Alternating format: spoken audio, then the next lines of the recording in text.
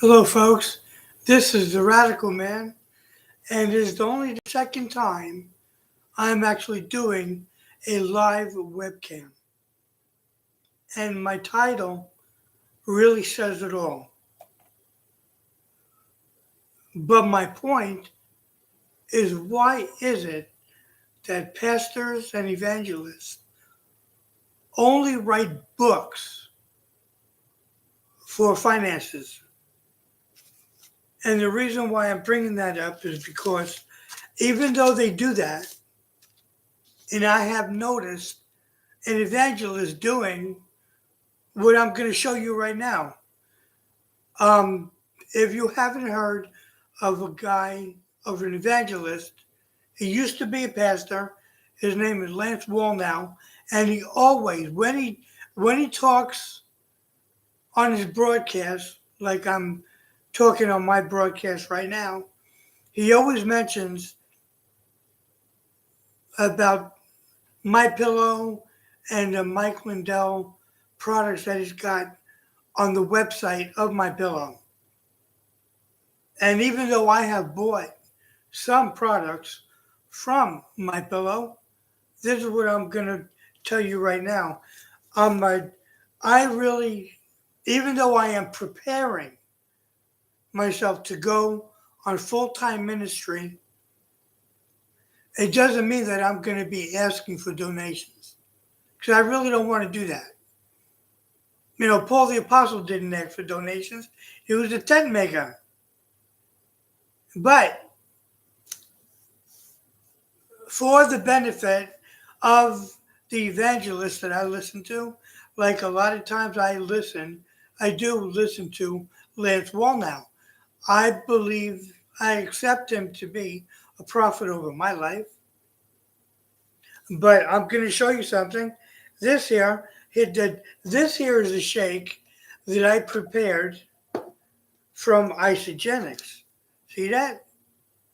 Isogenics, that is the name of the company right on top. And this here is my website. So even if you have to pause the video and write that down, go ahead and write it down.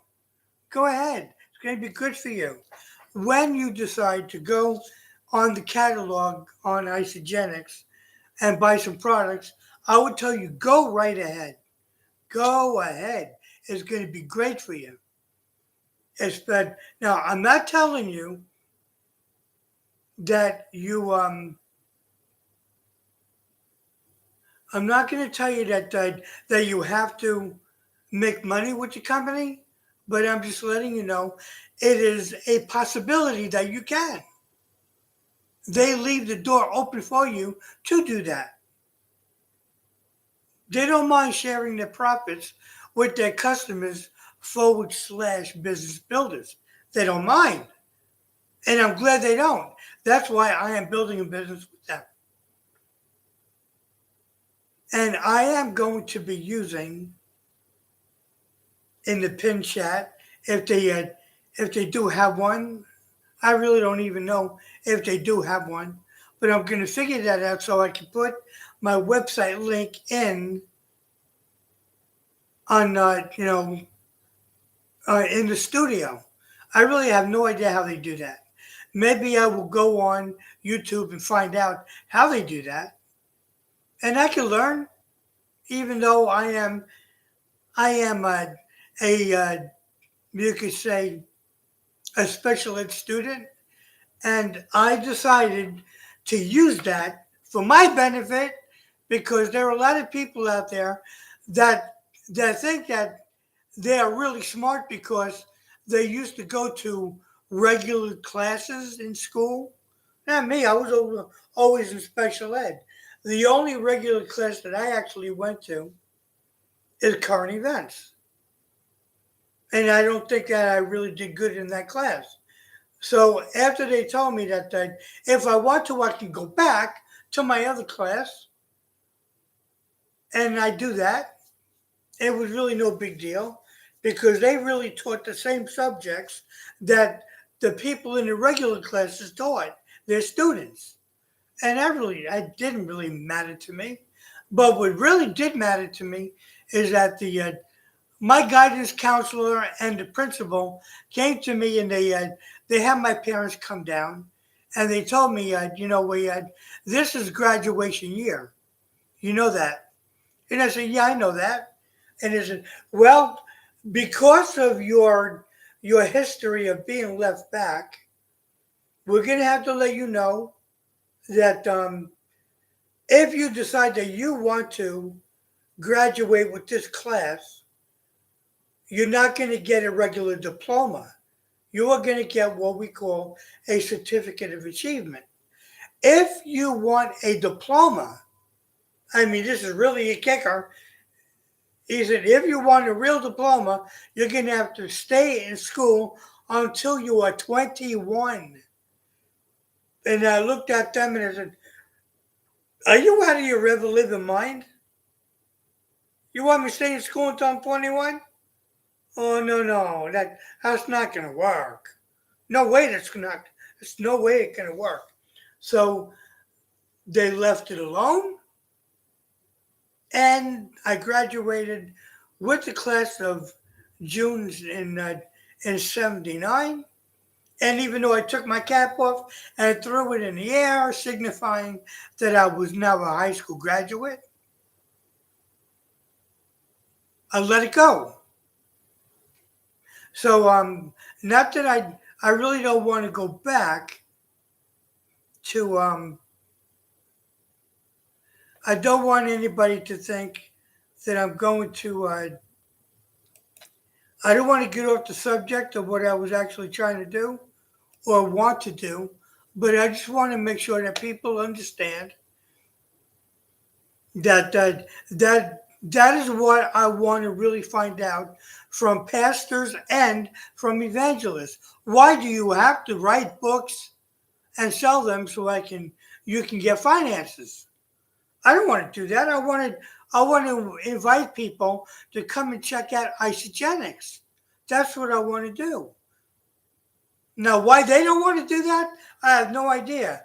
According to some pastors and evangelists, I hear, well, we believe in letting God bless us. What, and God can't bless you with a company like this or a product company? He can't bless you with that. He's got it limited to books and donations. What are you kidding? Why? Why does that have to? Why does that have to be a limitation? And I really do wish that pastors and evangelists would tell me why they need to do that. Well, all right, I'm gonna let it go for now. But what I'm just letting you know, even the pastors that don't believe in talking about politics, why not? Why do you have to keep God in a in a box? God does not belong in a box. He belongs outside of the four walls of a church.